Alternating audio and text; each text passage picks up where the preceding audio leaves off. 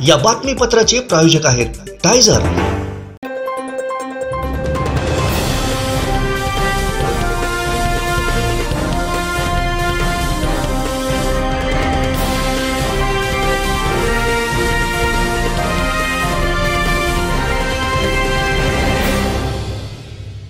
नमस्कार, आपण पाहताय कोकणचं नंबर 1 महा चॅनल कोकण 7 लाईव्ह बातमीपत्रात आपलं स्वागत। सुरुवात करूया हेडलाईन्सनं। हेडलाईन्सचे प्रायोजक आहेत टायझर, गो रॉयल विथ ऑक्सफर्ड। पक्ष फुटल्यामुळे विधानसभेला नवीन टीम महाराष्ट्रात दिसेल, सतेज पाटील यांचं विधान। नितेश राणेंचा संजय राऊतांवरती प्रहार आणि सिंधुदुर्गात 19 जून पासून पोलीस भरती प्रक्रिया, पोलीस अधीक्षकांची महत्त्वाची माहिती। हेडलाईन्सचे प्रायोजक आहेत टायझर, गो रॉयल विथ ऑक्सफर्ड। आता पाहूया सविस्तर बातम्या।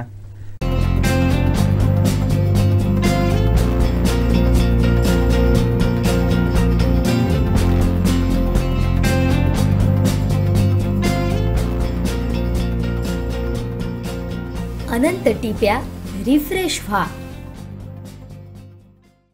सिंधुदुर्गात होणाऱ्या पोलीस भरती प्रक्रियेसंदर्भात पोलीस अधीक्षक सौरभ कुमार अग्रवाल यांनी महत्त्वाची माहिती दिली आहे, पाहूयात। तसेच 24 चालक पोलीस शिपाई पदासाठी मैदानी चाचणी 19 तारखेपासून सुरू होणार आहे।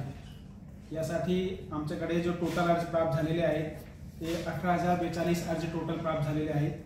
त्यामध्ये पोलीस शिपाई पदासाठी 5,920, बँड्समॅन पदासाठी 683 आणि चालक पोलीस शिपाईसाठी 1339 असे टोटल अर्ज प्राप्त झालेले आहेत। यांची मैदानी चाचणी आमच्याकडे 19/6/2024 ते 1/7/2024 पर्यंत होणार आहे। सध्या मान्सूनचे अनुषंगाने आमची पूर्ण तयारी झालेली आहे। त्यामध्ये कुठल्याही प्रकारच्या रेनी सीजनमुळे उमेदवारांना त्रास होणार नाही किंवा मैदानी चाचणीमुळे अडथळा होणार नाही याची आमची पूर्ण तयारी झालेली आहे। कोणालाही कुठल्याही प्रकारच्या शारीरिक इजा वगैरे होऊ नये यासाठी तिथे वैद्यकीय पथक तयार ठेवण्यात येणार आहे। ज्या उमेदवारांनी विविध पदासाठी वेगवेगळ्या ठिकाणी अर्ज केलेले आहेत त्यांना सपोज त्यांनी कुठे एक ठिकाणी एक पदासाठी ते हजर राहिले, त्यांना त्यांच्या हजर राहिल्याचा पुरावा दिल्यानंतर त्यांना इथे दुसरी डेट देण्यात येणार आहे। कोणी उमेदवार भरती प्रक्रियेपासून वंचित राहणार नाही याची आम्ही पुरेपूर काळजी घेतोय। जे सदर भरती प्रक्रिया पूर्ण निष्पक्षपातीपणे आणि पारदर्शक वातावरणात पार होईल याची आम्ही टोटल दक्षता घेतोय। आणि यामध्ये कोणालाही कुठल्याही प्रकारची अडचण आली त्यांनी तात्काळ पोलीस नियंत्रण कक्ष आणि पोलीस नियंत्रण कक्ष दूरध्वनी या क्रमांकावर ते संपर्क करू शकतात। आमचं नियोजन अशा प्रकारचे आहे की आमचं जे होमगार्ड कार्यालय आहे तिथे उमेदवारांचं रजिस्ट्रेशन होणार आहे। तिथेच उमेदवारांची जो कागदपत्र पडताळणी आहेत आणि छाती आणि उंची हे मोजमाप होणार आहेत। त्यानंतर त्यांच्या मैदानी चाचणी त्यामध्ये 100 मीटर, 1600 मीटर आणि 800 मीटर महिलांसाठी आणि गोळाफेक ते मैदानामध्ये होणार आहेत। अशा प्रकारची आमची तयारी आहे। आम्ही सिंधुदुर्ग पोलीस यंत्रणा पूर्ण भरतीसाठी पूर्ण सज्ज आहे। त्यासाठी आमचे जवळपास 40 अधिकारी आणि 200 कर्मचारी या भरती प्रक्रियेसाठी राहणार आहेत। 19 तारखेपासून भरती प्रक्रिया सुरू होते आणि ज्यांचे जेवढे कॅन्डिडेट आहेत त्यानुसार ते मला त्याचं नियोजन करतात। पण सर्व ठिकाणी 19 तारखेपासून किंवा ज्यांना काही अडचण आहे ते 20 तारखेपासून किंवा 21 तारखेपासून सुरू करतात। बरेच ठिकाणी मेजॉरिटी ऑफ ठिकाणी 19 तारखेपासून सुरू होते। एक उमेदवार अन्य ठिकाणी सुद्धा जाऊ शकतो नाही, वेगवेगळ्या पदांसाठी त्यामध्ये एक पदासाठी 2 ठिकाणी तो अर्ज करू शकत नाही। सपोज कोणी कुठे शिपाईसाठी केला आहे, दुसऱ्या ठिकाणी बँड्समॅनसाठी केला आहे, सपोज एका ठिकाणी शिपाईसाठी केला आहे, दुसऱ्या ठिकाणी कारागिर शिपाईसाठी केला आहे, तो वेगवेगळ्या पदांसाठी केला असेल तर त्यांची दोन्ही ठिकाणी शारीरिक चाचणी होईल या दृष्टीने आम्ही खबरदारी घेतो। तुम्ही म्हटलं ना त्यांना डेट देणार, पुरावा दिला दुसरी मला की सपोज त्यांनी 2 ठिकाणी 2 वेगवेगळ्या पदांसाठी अर्ज केलेला आहे और सपोज ते एक ठिकाणी हजर राहिले, तिथे हजर राहिले आणि त्या दिवशी आमची पण होती, त्यांनी तिथे हजर राहिले त्याचा पुरावा दिला की आम्ही त्यांना इथे दुसरी डेट देणार आहे। ओके, एकाच पदासाठी असेल तर नाही, ते त्यांना हॉल तिकीट इश्यू झाले नाही असेल आणि त्याची लेखी परीक्षा एकाच दिवशी होती सर्व ठिकाणी, ते शक्यच नाही। पावसाच्या पार्श्वभूमीवर काय मैदानावर काय ते आमची जो तयारी अशा प्रकारची आहे की आम्ही 1600 मीटर आणि 800 मीटर ते रोडवर करणार आहे. त्यामध्ये जेव्हा पाऊस थांबेल किंवा जेव्हा पाऊस कमी होईल, पावसामध्ये कोणाला भरती आम्ही मला पावसामध्ये कोणाला पडण्याची वेळ येणार नाही तशी आम्ही काळजी घेतोय. आणि 100 मीटरसाठी आम्ही ते मैदान तयार केले, त्यामध्ये तज्ज्ञांची पण हेल्प घेतलेली आहे आम्ही, आणि ते आम्ही पूर्ण कव्हर करून जेव्हा पाऊस नसेल त्याचं पूर्ण कव्हर करून त्याची आम्ही काळजी घेतो. कोणत्या दिवशी पूर्ण दिवस सपोज पाऊस राहिला तर त्यांना सपोज भरती घेणे त्या दिवशी शक्यच झाले नाही, तर त्यांना सफिशियंट त्यांना वेळ देऊन त्यांना पुढची डेट आम्ही देणार आहे. त्या दिवशी जास्त पाऊस असू शकतो. हां, सपोज पूर्ण दिवसात पाऊस राहिला किंवा मैदानाचं तयार सुकला नाही तर त्यामध्ये आम्ही त्यांना योग्य वेळ देऊन की 4-5 दिवसाचा किंवा 10 दिवसाचा अंतर देऊ, आणि शक्यतो 1 तारखेनंतरच आम्ही त्यांना डेट देणार आहे. कंट्रोलमध्ये आम्ही त्यांना वाटायचं लेखीचा अजून काही असा डेट नाही आहे, पण मैदानी चाचणी सर्व ठिकाणी झाल्यानंतर एकाच दिवशी त्याची लेखी परीक्षा घेण्यात येणार आहे. जसं मागच्या वेळी पण तसंच झालं. म्हणजे राज्यभर सगळीकडे लेखी परीक्षा एकाच दिवशी होईल. एकाच दिवशी एका पदासाठी कमी. आमचे दिवसभरातले सर्व अपडेट्स, ताज्या घडामोडी आणि थेट लाईव्ह पाहण्यासाठी सबस्क्राईब करा, लाईक करा कोकणचं नंबर 1 महा चॅनल कोकण 7 लाईव्हचं YouTube channel. Shri Tuljabhavani complex 1 BHK 2 BHK and shop. Project by Shri Tuljabhavani developers. Gawandiwada opposite Asha park near Bharad Naka, Malvan, Sindhudurg. आपल्या स्वप्नातील घर प्रत्यक्षात. Contact details for booking. मुंबईकरांनी हुकुमशाहीच्या विरोधात कौल दिल्याचं सांगत आदित्य ठाकरे यांनी महायुती सरकारवरती निशाणा साधलाय. आपल्यालाच माहिती आहे की एक विषय गेले काही दिवस गाजत आहे, खास करून निवडणुकांचे रिझल्ट आल्यानंतर, निकाल आल्यानंतर हा विषय देशभरात गाजत आहे. आणि काल परवापासून मला वाटतं जगभरात ह्याची चर्चा होत आहे. ती म्हणजे ईव्हीएम किती सुरक्षित आहेत, वापरायला पाहिजेत, नाही वापरायला पाहिजे, ते इलॉन मस्क त्याच्यावर स्वतः बोलत आहेत. पण त्या विषयामध्ये न जाता, त्या टेक्निकल गोष्टीमध्ये न जाता, मला वाटतं एक सीट जी आपल्या देशभरात आता चर्चेत आहे ती म्हणजे मुंबई उत्तर पश्चिमची. आमचे उमेदवार आणि खरं तर जिंकलेले खासदार अमोल कीर्तीकरजी इथे बसलेले आहेत. त्यांच्या सीटमध्ये 4 तारखेलाच रात्रीपर्यंत आपल्याला माहिती आहे पुढे मागे चाललं होतं. मग कधी असं वाटलं की 1 मताने जिंकले, मग कधी वाटलं 600 मतांनी जिंकले. मग नक्की सीट आपल्या हातातून गेली कशी, काय गडबड झाली, काय गफलत झाली. आणि त्याच्यानंतर गेले 10 दिवस साधारणपणे 5 जूनपासून चर्चा सुरू. काल परवाकडे देखील पेपर्समध्ये असेल, बातम्यांमध्ये असेल, आपल्याच माध्यमातून वेगळे त्याच्यात रिपोर्ट्स येत आहेत. मग आत फोन कोणी घेऊन गेला होता का, कोणाच्या फोन OTP आला होता का, कोणी काही तिथे गडबड करण्याचा प्रयत्न केला का. आपल्या सर्वांना माहिती आहे की हे सगळे विषय घेऊन कोर्टाची लढाई तर सुरू होणारच आहे, कारण ही सीट आम्ही जिंकलेलो आहोत, हक्काची आहे. आणि मुंबईकरांनी जो निकाल दिलेला आहे हुकुमशाहीच्या विरोधात तो जगजाहीर आहे. पण ह्याच्यात जी गडबड झाली आहे त्याच्यात काही टेक्निकल गोष्टी आम्ही आपल्या समोर मांडू इच्छितो. आमच्यासोबत अर्थात शिवसेनेचे नेते आहेत, उपनेते आहेत, आमचे उमेदवार आहेत. पण आज अनिल परब साहेब आपल्याला सर्वांना सांगणार आहेत की काय नक्की झालं तिथे. आणि ह्या निवडणुकीच्या निकालावर आणि निवडणूक आयोग जी आम्ही आधीपासून म्हणजे ह्याच गोष्टीत नाही तर आमच्यासोबत जो निकाल दिला गेला होता, आमच्याबाबत जो निकाल दिला गेला होता, पक्षाच्या बाबत असेल, चिन्हाच्या बाबत असेल, आम्ही सांगितलं होतं की EC म्हणजे इलेक्शन कमिशन नसून एंटायरली कॉम्प्रोमाइज्ड हे असं आहे. देशात काही नेते असंही बोलले होते की ते कुठच्या कोणाच्या पक्षाच्या ऑफिसमधून चालतं का, हे देखील संशय होते. आणि आपण विचार करा, हे सगळी गडबड करून देखील इंडिया आघाडी असेल त्यांनी एवढे चांगले आकडे प्राप्त केलेले आहेत. जर ही गडबड नसती झाली तर सरकार बदलं असतं. साधारणपणे ज्या गोष्टी आपल्या समोर आणल्या, पूर्ण जी क्रोनॉलॉजी होती, काय काय होतं हे सांगितल्यानंतर आपल्या लक्षात सगळ्यांचं आलं असेल की इथे प्रोसेस जी होती कुठे ना कुठेतरी फ्रॉड झालेला आहे, जो आम्ही सगळ्यांच्या लक्षात आणून देऊ इच्छितो. आता ज्या बारकाईच्या गोष्टी आहेत सगळे काही आज आम्ही ओपन करू शकत नाही, कारण ते कोर्टासमोर पण येतील, इलेक्शन कमिशन समोर येतील, त्याच्यात आपल्याला कळतील. पण हे सगळं होत असताना आपल्यासमोर हेच आणायचं आहे की ही जी निवडणूक झाली आणि खास करून ह्या सीटची झाली ही फ्री अँड फेअर होती का. मतमोजणीची जी प्रक्रिया होती ती फ्री अँड फेअर होती का. जी आपल्याला अपेक्षित आहे की देशात पारदर्शकपणे निवडणुका झाल्या पाहिजेत, मतमोजणी आहे पारदर्शकपणे झाली पाहिजे, लोकशाहीचा सण आपण याला मोजतो, हा सण तसा साजरा गेला का.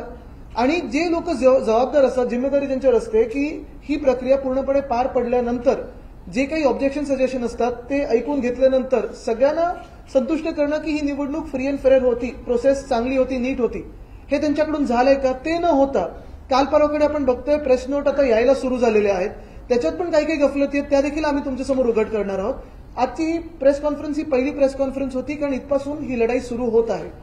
आज जी जगभरात आणि देशभरात चर्चा सुरू आहे, मला वाटतं आमच्यासारखे अनेक अशा वेगळ्या वेगळ्या सीट्स असतील देशभरात जिथे ही चर्चा होऊ शकते. पण हा जो भाजपाने विजय क्लेम केलेला आहे तो देखील 303 वरनं 240 वर आलेला आहे. काल पण मी सांगितलं की ही यंत्रणा जर त्यांच्या हातात नसते आणि खरोखर फ्री अँड फेअर इलेक्शन झाले असते तर 240 देखील जागा भाजपाच्या या देशात आल्या नसत्या. आज आपण पाहतोय वातावरण सगळीकडे हेच आहे, रोष आहे लोकांचा. आणि आज पण आपण पाहतोय की हे सगळं सोडून परत विषय भलतीकडे नेला जातोय भाजपाकडून. मग हे ते ह्यामुळे मतं मिळेल, त्यामुळे मतं मिळाली. मी एवढंच सांगेन की भाजपला ज्या काही सीट मिळालेल्या आहेत, मतं मिळालेली आहेत, ती ह्या यंत्रणेचा गैरवापर करून मिळालेल्या आहेत. आज या प्रेस कॉन्फरन्समधून निवडणूक आयोगाने योग्य ती जी काही सूचना आहे ती घ्यावी, पुढची कारवाई करावी. अन्यथा आम्ही सगळे आहोतच आणि आम्ही जी काही लिगल कारवाई आहे त्याच्यावर पूर्णपणे पाठलाग करून, पाठपुरावा करून हा विजय जिंकणार, म्हणजे हा विजय आम्ही हातात घेणार म्हणजे घेणार हे आपल्याला. आमचे दिवसभरातले सर्व अपडेट्स, ताज्या घडामोडी आणि थेट लाईव्ह पाहण्यासाठी सबस्क्राईब करा, लाईक करा कोकणचं नंबर 1 महा चॅनल कोकण 7 लाईव्हचं YouTube चॅनल.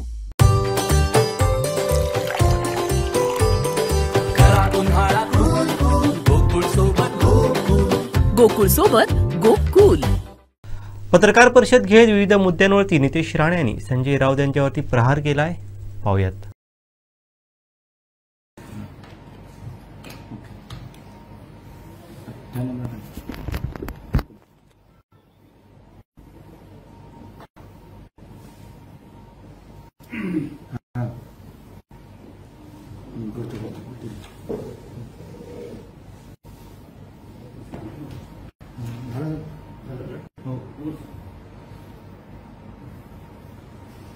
सामनाचा अग्रलेख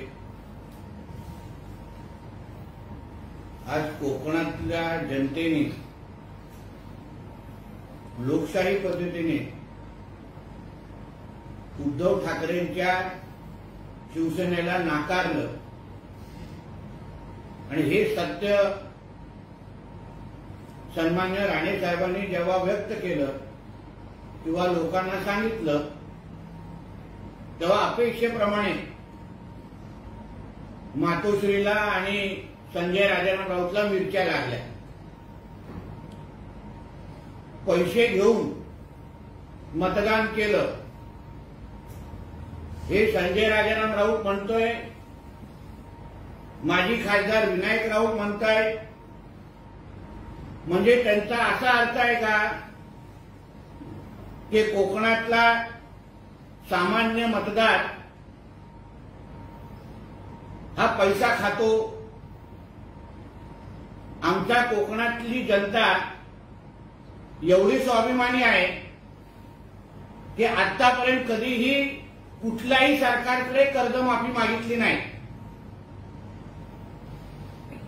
घेतलेलं कर्ज वेळेत परतफेड करणं हे आमच्या कोकणातल्या जनतेची सवय आहे आणि म्हणूनच राज्य सरकारकडून नेहमी प्रोत्साहनकारक निधी त्यांना जाहीर केली जाते. आमच्या कोकणातल्या स्वाभिमानी जनतेचा अपमान अशा पद्धतीने कोण करत असेल तर अशा आमच्या कोकणातल्या जनतेच्या शत्रूंना जेव्हा जेव्हा संधी भेटेल तेव्हा तेव्हा आमच्या कोकणातली जनता निश्चित पद्धतीने काढून दाखवेल. मुळामध्ये उद्धव ठाकरेंना कोकणातली जनता समजलीच नाही. हिंदुहृदय सम्राट बाळासाहेब ठाकरे नेहमी म्हणायचे की कोकण हे शिवसेनेचा कणा आहे आणि आज पालघरपासून ते सिंधुदुर्गापर्यंत उद्धव ठाकरेंच्या विकास विरुद्ध प्रवृत्तीला, रोजगार विरुद्ध प्रवृत्तीला जेव्हा स्वतः जनतेने नाकारलं तेव्हा सामान्य जनतेला चा अपमान, सामान्य मतदारांचा अपमान करण्याचं काम हे उद्धव ठाकरेंचे सगळे कार्टे करतायत.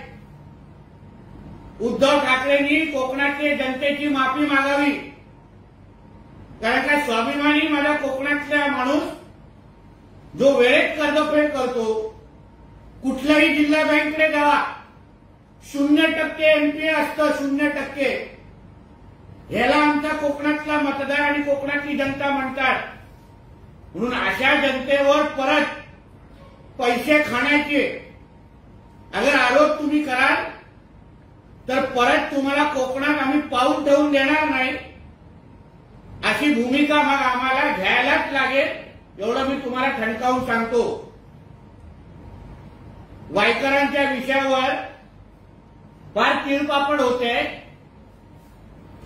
पण नेहमी परीक्षेमध्ये कॉपी करून पास करणारे लोक होणारे उद्धव ठाकरे आणि त्यांची लोक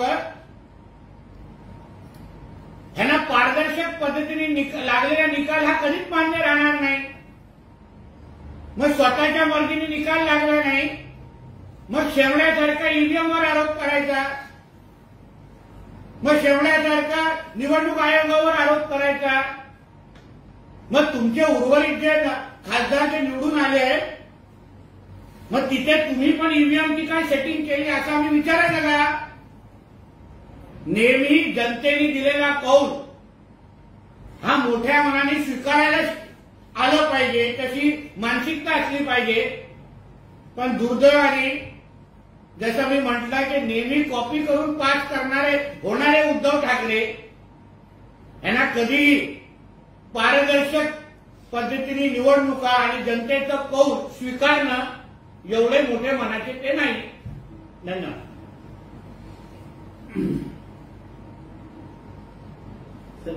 संजय राऊत कोकणाच्या विषयावर बोलताना असं म्हणतात, जसे सकाळी पेपर टाकतात, दूध वाटतात, तसे कोकणात नारायण राणे यांच्याकडून पैसे वाटण्यात आले. हे आरोप नाही, हे सत्य आहे.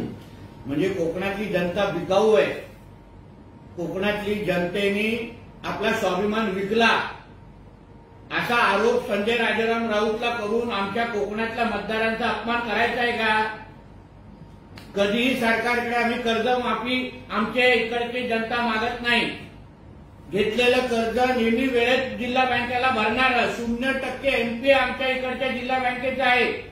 अशा जनतेवर सौदेबाजीचा आरोप करणारे हे कपाळ करांटे यांना परत कोकणामध्ये पाऊल ठेवून द्यायचं आहे का? हे आता जनतेने विचार करून निर्णय द्यावा लागेल. संजय राऊत असंही म्हणतात की अमोल कीर्तीकर उत्तर पश्चिम मतदारसंघ देशातल्या निवडणूक घोटाळ्यातला आदर्श घोटाळा आहे. निवडणूक यंत्रणा हातात घेतली, जिथे पराजय दिसत होते तिथे असं त्यांनी केलं. मग तुमचे जिथे जिथे खासदार निवडून आलेले आहेत तिथे तिथे पण ईव्हीएम हॅक झालेला आहे असं आम्ही म्हटलं तर चालेल का? आम्ही कसं खुल्या मनाने ते निर्णय स्वीकारले, आम्ही कसं आत्मचिंतन करतोय, आम्ही कसं परत कामाला लागलेलो आहे. मग कॉपी करून नेहमी पास होणारे हा संजय राजाराम राऊत आणि त्यांचा मालक यांना कधीच पारदर्शकता पद्धतीने निवडणुका लढवणं हे यांनी कधीच शिकलेलं नसल्यामुळे अशी भूमिका घेणं रास्त आहे. संजय राऊत असंही म्हणतात, एकनाथ शिंदे हे राज्याचे मुख्यमंत्री फेक आहेत. त्यांनी फेक नेरेटिव्ह बाबत बोलू नये. नरेंद्र मोदी यांनी गेल्या 10 वर्षात फेक नेरेटिव्ह सेट केले. मुख्यमंत्री आणि उपमुख्यमंत्र्यांनी या राज्यात फेक नेरेटिव्ह सेट करत होते, त्यात त्याचा पराभव झाला. चायनीज मॉडेल असलेला शिवसैनिक, चायनीज मॉडेल हे सगळे फेकच असतात आणि मुळात स्वतःच चायनीज मॉडेल असलेला शिवसैनिक असल्यामुळे त्याला बाकी सगळे जण संजय राजाराम राऊतला फेकच दिसणार. चायना मार्केटमध्ये पण ह्याला कोण विकत घेणार नाही असा हा एक्सपायर झालेला माल, म्हणून ह्यांनी दुसऱ्याला फेक म्हणू नये. स्वतःची पहिली ओरिजिनॅलिटी पहिलं सिद्ध करावी.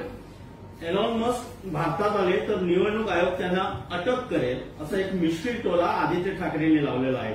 निवडणूक आयोग भाजपच्या कार्यालयातून चालतं असंही ते म्हणतात.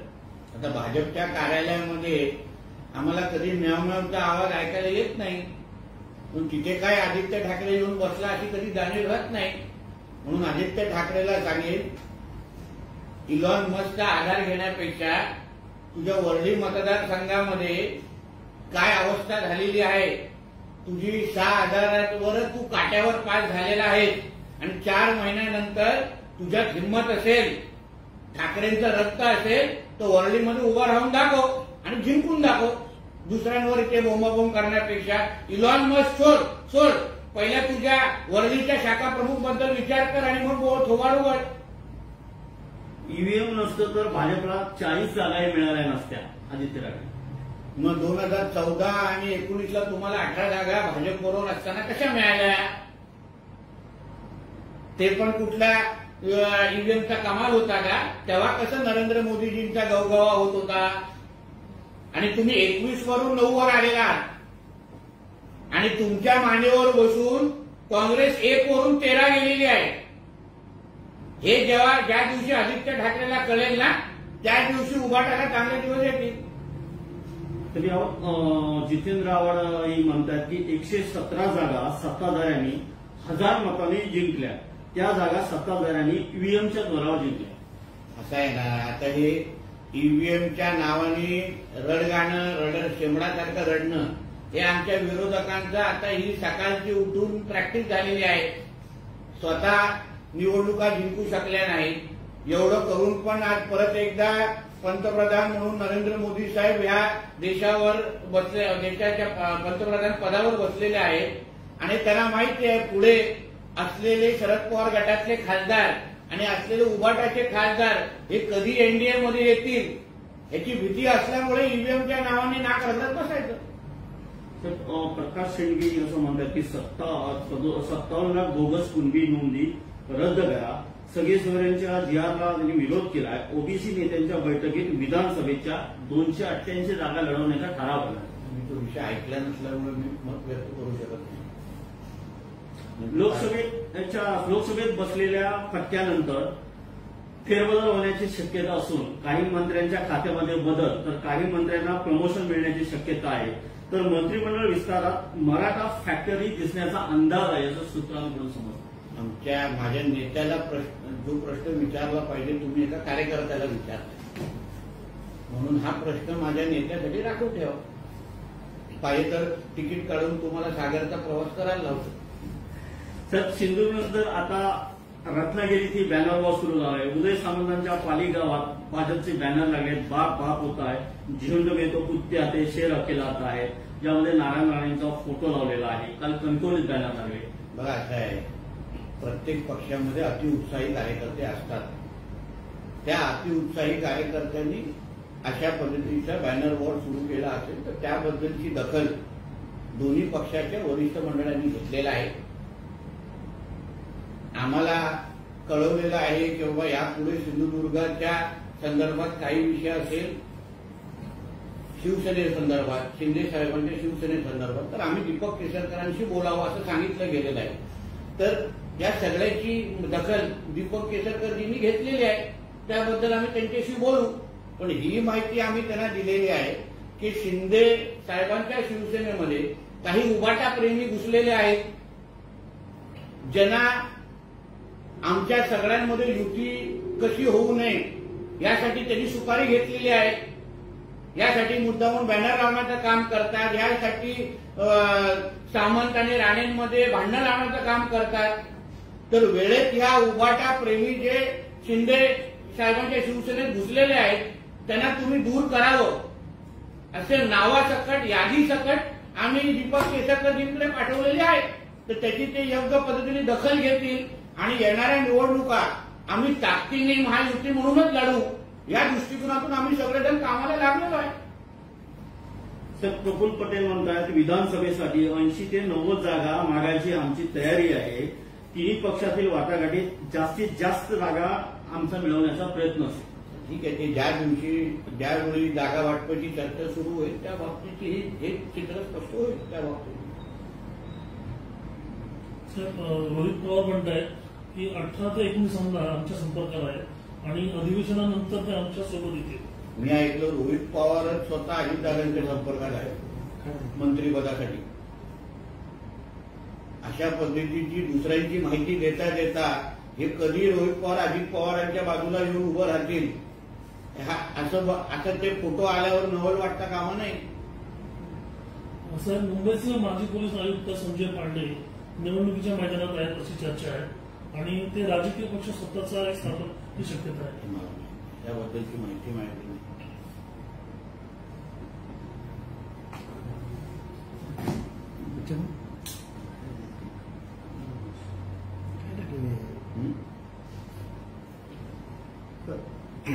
सर, NCERTने जो बाबरी मशीदचा एक पुस्तकांमध्ये धडा होता, ती माहिती होती, ती आता त्यांनी ती रद्द केलेली आहे. त्याबद्दल काय सांगा? स्वागतार्ह आहे. अशा पद्धतीचा कुठलाही उल्लेख आमच्या पाठ्यपुस्तकामध्ये होताच कामा नये आणि हिंदू राष्ट्रामध्ये शिकणारा प्रत्येक विद्यार्थी यांनी हिंदू राष्ट्राच्याच संदर्भात माहिती घ्यावी, संस्कार त्याला त्या दृष्टिकोनातून मिळावे अशा मताचे आम्ही सगळेजण आहोत. म्हणून बाबरी मस्जिद असो, औरंग्या असो, टिप्या सुलतान असो, असे कोणीही लोकांचे उल्लेख पण आमच्या पाठ्यपुस्तकामध्ये होता कामा नये, जेणेकरून भावी पिढीला योग्य मार्गदर्शन होईल.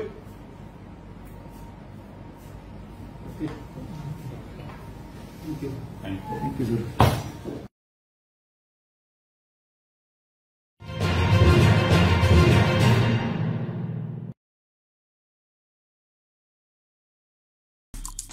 आमचे दिवसभरातले सर्व अपडेट्स, ताज्या घडामोडी आणि थेट लाईव्ह पाहण्यासाठी सबस्क्राईब करा, लाईक करा कोकणचं नंबर 1 महा चॅनल कोकण 7 लाईव्हचं YouTube चॅनल.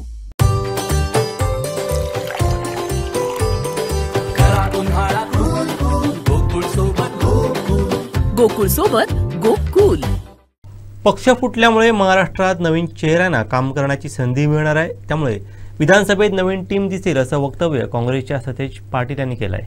सीट वाटपाची चर्चा अजून सुरू झालेली नाही, परंतु एक निर्णय पक्का आहे की महाविकास आघाडी म्हणून तिन्ही पक्ष आम्ही त्या ठिकाणी प्रामाणिकपणे लढणार आणि सत्ता ही महाविकास आघाडीच्या आणण्याचा प्रयत्न निश्चितपणे होणार. जिल्ह्यामध्ये काँग्रेस किती जागांवरती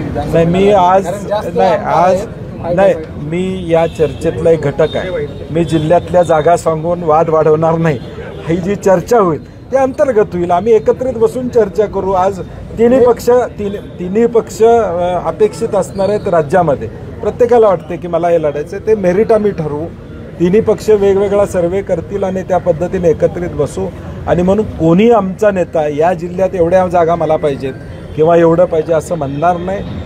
आघाडीमध्ये आमच्यात कुठेही सुसंवाद बिघडणार नाही याची दक्षता आम्ही निश्चित करू. आहे त्या जागा तरी काँग्रेस लढणार आहे की नाही, मी आज त्याच्यावर काही वक्तव्य करणार नाही. हा आमचा इंटरनल असेसमेंट आहे. ती चर्चा आमची महाविकास आघाडी म्हणून एकत्रितपणे राहणार. आगामी विधान परिषदेच्या निवडणुकीवर अनेक आमदार फुटतील अशा पद्धतीची भीती आहे. ते अनेक पक्षांना आहे. तुमच्या काही असे आमदार काही नाही, तो विषय आमच्याकडे नाही आहे. कारण की राष्ट्रवादीने देखील परवा खुलासा केला की गेलेल्यांना आम्ही घेणार नाही.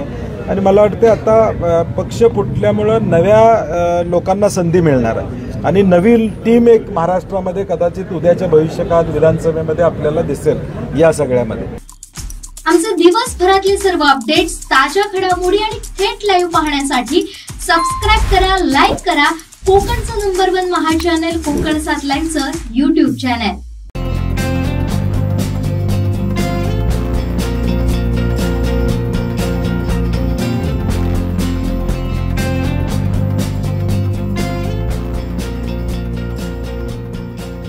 अनंत टिप्या रिफ्रेश व्हा.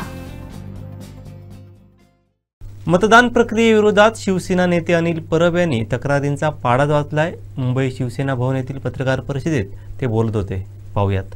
आपण सगळ्यांना माहिती आहे की 4 जूनला जो निकाल लागला आणि त्यात शिवसेनेचे आमचे अधिकृत उमेदवार अमोल कीर्तीकर यांचा 48 मतांनी पराभव झाला. हा पराभव अतिशय संशयास्पद आहे, ज्याच्यावरती आम्ही कोर्टात तर जातोच आहोत, परंतु त्या अगोदर सगळ्या जनतेला कळावं की नेमकं काय झालं आणि आमचं म्हणणं काय, यासाठी आज आम्ही आपल्यासमोर आलेलो आहोत. निवडणुकीची एक प्रक्रिया असते आणि या प्रक्रियेद्वारे निवडणूक होत असते. या निवडणुकीच्या प्रक्रियेला पूर्णपणे हरताळ फासलेला आहे. निवडणुकीची प्रक्रिया ही डावलली गेली आहे. 19व्या फेरीनंतर, विशेषतः 19व्या फेरीनंतर ज्या वेळेला निकाल अगदी जवळजवळ येत होते, अशा वेळेला निवडणुकीच्या निकालामधली जी पारदर्शकता आहे ही पूर्णपणे बंद झाली. सर्वसाधारण आपल्याला माहिती आहे की कुठल्याही मतदानाचा एखादा राऊंड पूर्ण झाला, एक फेरी पूर्ण झाली की आरओ अनाउन्समेंट देतात त्या फेरीचा. प्रत्येक उमेदवाराला मिळालेली मतं हे ते सांगत असतात आणि मग दुसरा राऊंड सुरू होतो. 19व्या फेरीपर्यंत हे राऊंड किंवा ह्या फेऱ्या ह्या सर्व लोकांसाठी सांगितल्या जायच्या. साधारण आपल्याला माहिती आहे की निवडणुकीची जी प्रक्रिया चालते याच्यामध्ये एका विधानसभेला 14 टेबल्स असतात आणि 14 टेबल्स नंतर एक एआरओचं टेबल असतं, असिस्टंट रिटर्निंग ऑफिसरचं. 6 मतदारसंघ असतील तर 6 गुणिले 14 आणि ती 6 माणसं. प्रत्येक वेळेला मी बघितलेलं आहे, मी निवडणुकीच्या या कामामध्ये बरेच वर्ष काम करतोय आणि एआरओचं टेबल असतं, तिकडे एक पक्षाचा प्रतिनिधी असतो एआरओच्या टेबलवरती, कारण ही 14 टेबलवरची मतं ज्या वेळेला एआरओच्या टेबल्सला जातात त्यावेळेला ती सगळ्या लोकप्रतिनिधींचे जे प्रतिनिधी असतात उमेदवाराचे, त्यांच्यासमोर ती टॅली केली जाते आणि मग ती आरओकडे जाते. या वेळेला एक वेगळीच पद्धत केली होती की एआरओच्या टेबलमध्ये आणि आमच्या प्रतिनिधीमध्ये एवढं अंतर ठेवलं होतं की एआरओ कुठला हिशोब पाठवतोय वरती हे शेवटपर्यंत कोणालाच कळू शकलं नाही. 19व्या फेरीपर्यंत राऊंड कळत होते, त्यामुळे आम्हाला लिहिता येत होते की बाबा प्रत्येक फेरीमध्ये किती मतं पडली आहेत. एआरओच्या टेबलवरनं आम्हाला मतं कळत नव्हती, कारण एआरओमध्ये आणि आमच्यामध्ये फार अंतर होतं. जाळी होती मध्ये आणि जाळीच्या त्या बाजूला त्यांना बसवलं होतं. तिसरा विषय असा आहे की जो सगळ्यात महत्वाचा आहे की आपल्याला माहिती आहे की मतदान ज्या दिवशी होतं त्या दिवशी मतदान संपल्यावरती 17C असा एक फॉर्म असतो, ज्या फॉर्ममध्ये हे लिहिलेलं असतं की ही जी मतपेटी आहे या मतपेटीमध्ये किती मतदान झालेलं आहे आणि मग त्याच्यावरती सगळ्या मतदान प्रतिनिधींची सही घेतली जाते आणि मग तो जो केंद्राध्यक्ष असतो तो सही करून आम्हाला फॉर्म देतो. हा फॉर्म आम्ही ज्या दिवशी मतमोजणीच्या दिवशी जातो त्यावेळेला टॅली करून बघतो की आमच्या फॉर्मप्रमाणेच ही पेटी आहे की नाही आणि मग ती पेटी उघडली जाते. आणि दुसरा एक प्रकार असतो की मतं मोजून झाल्याच्या नंतर फॉर्म 17C पार्ट 2 हा एक फॉर्म असतो, जो फॉर्म भरून द्यायचा असतो आणि त्याच्यावरती त्या अधिकाऱ्याने सही करायची असते की माझ्या ह्या पेटीमध्ये किती मतं मोजली गेली आणि त्याची टॅली ही आहे ती दिली गेली. ह्या लोकसभेमध्ये अर्ध्या लोकांना हे फॉर्म दिले आणि बऱ्याच लोकांना हे फॉर्म दिलेच नाहीत. मागणी करून करून देखील हे फॉर्म दिले नाहीत आणि त्यामुळे आमची मतं आणि त्यांची मोजलेली मतं याच्यामध्ये जवळजवळ 650 पेक्षा अधिक मतांचा फरक आलेला आहे. आम्ही वारंवार ही मागणी करतोय की ही मतं आमची 650 आपल्यापेक्षा जास्त आहे. आपण कुठलीही प्रक्रिया राबवलेली नाही. 19व्या फेरीनंतर आपण जाहीर करायचं बंद केलं, ते सरळ 22-23व्या फेरीनंतर एकदम सगळे निकाल वाचले. त्याचबरोबर आम्ही जे फॉर्म 17C2 आपल्याकडे मागतोय ते देखील आपण नाकारलेले आहेत. त्यामुळे मतांमध्ये हा जो मोठा फरक आहे, 650 पेक्षा जास्त मतं ही आमच्या जो टॅली आमची जी टॅली आहे आणि त्यांची टॅली आहे याच्यामध्ये त्याचा फरक येतोय, जो फरक आम्ही आमच्या ऑब्जेक्शनमध्ये लिहिलेला आहे. खरं म्हणजे निवडणूक प्रक्रिया संपताना निवडणूक अधिकाऱ्यांनी विचारायचं असतं की मी निवडणुकीचे निकाल जाहीर करणार आहे, याच्या अगोदर कोणाचं काही ऑब्जेक्शन असेल तर सांगा. अशा प्रकारे कुठल्याही प्रकारचं विचारलं गेलं नाही, कुठल्याही प्रकारची माहिती दिली गेली नाही आणि सरळ निकाल जाहीर करून टाकले. हे एकतर्फी सगळं झालं. हे करत असताना आम्ही रिटर्निंग ऑफिसरचा गोंधळ सगळा बघत होतो. त्यांना वारंवार कोणाचे फोन येत होते याचा साधारण आमच्या बसलेल्या लोकांना अंदाज येत होता. त्यांची धावपळ बघत होते. वारंवार त्या बाथरूमला जात होत्या, तिकडून त्या फोनवरती कोणाशी तरी बोलत होत्या. हे कोणाचे फोन आहेत, काय आहे याच्या संदर्भातली सगळी माहिती आमच्याकडे येतेच आहे. पण त्याचबरोबर या सगळ्या गोष्टींची आम्हाला उमेदवार म्हणून माहिती मिळणं हे अतिशय गरजेचं आहे. याच्यात जर पारदर्शकता आहे तर ती सीसीटीव्ही फुटेज ज्याच्यामध्ये पूर्ण दिवसाचा प्रोसेस रेकॉर्ड झालेला आहे याची आमच्या प्रतिनिधीने ज्यावेळेला मागणी केली त्यावेळेला आम्हाला सांगण्यात आलं की 2 दिवसांनी आम्ही तुम्हाला देऊ, 3 दिवसांनी देऊ. डेप्युटी कलेक्टरने स्वतः आमच्या प्रतिनिधीला फोन करून सांगितलं की तुम्ही उद्या या, आम्ही तुम्हाला हे देऊ. हे सगळं झाल्याच्या नंतर शेवटी त्यांनी आम्हाला सीसीटीव्ही फुटेज देखील नाकारलेलं आहे. सीसीटीव्ही फुटेज नाकारताना त्यांनी कारण दिलंय की निवडणूक प्रक्रिया संपलेली आहे, आम्ही सील केलेली आहे, आता कोर्टाच्या आदेशाशिवाय आम्ही देऊ शकत नाही. जर पारदर्शकता आहे तर सीसीटीव्ही फुटेज द्यायला काही हरकत नाही. आज जो मोबाईल आतमध्ये वायकरांचे नातेवाईक पडेलेकर यांनी जो वापरला याच्या बाबतीतली माहिती आमच्याकडे पूर्णपणे आहे. त्याच्यावरनं कोणाला फोन गेले, कोणाचे फोन त्याच्यावरनं आले याची देखील माहिती आम्हाला मिळालेली आहे. परंतु अचानक घटना घडली 4 जूनला आणि त्याचा गुन्हा दाखल झाला 16 जूनला. 10 दिवस या बाबतीमध्ये कुठलाही गुन्हा दाखल झाला नाही. आमच्या माहितीप्रमाणे या 10 दिवसामध्ये हे मोबाईल पण बदलले गेले अशी आमची माहिती आहे. ती योग्य वेळी आम्ही जाहीर करू. परंतु त्यांनी काल जो खुलासा केलेला आहे पत्रकार परिषद घेऊन, या पत्रकार परिषदेत त्यांनी असं म्हटलेलं आहे की आम्ही एआरओला प्राधिकृत केलं होतं की एक मोबाईल वापरायला. त्या गुरव नावाच्या माणसाचा मोबाईल होता. कोणाला प्राधिकृत केलं आम्हाला माहित नाही. आम्ही पण असिस्टंट एआरओनं विचारलं, त्यांच्याकडे कुठल्याही प्रकारचं याचं उत्तर नाहीये, कुठल्याही प्रकारची अधिकृत पत्र नाहीयेत. आणि जर तो नियम असेल तर हा नियम हा देशातल्या सगळ्या मतदारसंघामध्ये नियम सारखा असायला पाहिजे. इकडेच फक्त नियम असून चालत नाही. मोबाईल वापरायचा असेल तरी तो कोणी वापरायचा याचा नियम आहे. मग हा गुरव कोण आहे?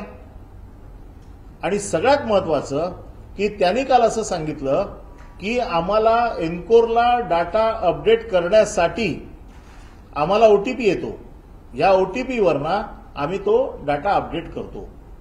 हा फोन ज्यावेळेला सुरेंद्र अरोरा आणखीन शहा यांनी ज्या वेळेला ऑब्जेक्शन घेतलं त्याच्यानंतर तो फोन बाहेर काढून पाठवला, त्या फोन पाठवून दिला. जर हा फोन दुपारी 2 नंतर बाहेर गेला तर त्याच्यानंतरचे जे राऊंड्स होते हे त्यांनी कुठल्या फोनवरनं अपडेट केले, याच्यासाठी कुठला फोन वापरला, याच्यासाठी कोणाला अधिकार दिले होते, या सगळ्याची माहिती आम्हाला मिळाली पाहिजे. ही सगळी माहिती, ही सगळी याच्यामध्ये गडबड आहे. आणि तो फोन जो बाहेर गेला होता, ह्या फोनवरनं बाहेर कोणाकोणाला फोन गेलेले आहेत आणि जो फोन ऍक्च्युअली वापरला गेला त्याची टॉवर लोकेशन देखील आमच्याकडे आहे की तो फोन त्यावेळेला कुठे होता. हे सगळे मुद्दे हे गडबडीचे आहेत. हा विजय, हा आमचा झालेला विजय, त्यांनी सरकारी यंत्रणेचा गैरवापर करून त्यांनी हा विजय आमच्याकडनं हिरावून घेतलाय. आरोनचा पूर्व इतिहास तुम्ही तपासून बघा. आरोनच्या वरती कुठले गुन्हे आहेत, कुठल्या केसमध्ये त्या सस्पेंड झालेल्या आहेत, कुठल्या केस, भ्रष्टाचाराची किती प्रकरणं त्यांची सरकारकडे पेंडिंग आहेत, हे सगळं या निमित्ताने तपासून बघितलं पाहिजे.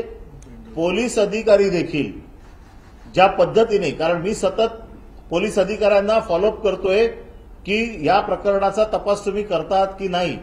पोलीस अधिकारी आरोवर ढकलतायत, आरो पोलीस अधिकाऱ्यांवर ढकलतायत. हे एकमेकावरती ढकलण्याचं काम आहे. कदाचित त्यांना सरकारने असं सांगितलं असेल तुम्ही काळजी करू नका, तुम्हाला काही होणार नाही, म्हणून कदाचित ते अशा प्रकारचं कृत्य करत असतील. परंतु आमची इलेक्शन कमिशनला विनंती आहे की याच्यामध्ये इलेक्शन कमिशन इन्चार्ज आहे. इलेक्शन कमिशनने सुमोटो याची सगळी चौकशी केली पाहिजे, तक्रार घेतली पाहिजे आणि याच्यावरती कारवाई केली पाहिजे. या सगळ्या प्रकरणाचा आम्ही कोर्टाकडे न्याय मागतोय की आमची मतं, जी आमच्याकडे आमचा हिशोब आहे तो तपासून घ्यावा आणि त्या हिशोबाप्रमाणे आम्हाला न्याय मिळावा. आणि अमोल कीर्तीकरांना विजयी जाहीर करावं अशा प्रकारचं पिटिशन आम्ही या येणाऱ्या 1-2 दिवसामध्ये कोर्टात दाखल करू. आणि आमचे दिवसभरातले सर्व अपडेट्स, ताज्या घडामोडी आणि थेट लाईव्ह पाहण्यासाठी सबस्क्राईब करा, लाईक करा कोकणचं नंबर 1 महा चॅनल कोकण 7 लाईनचं YouTube चॅनल.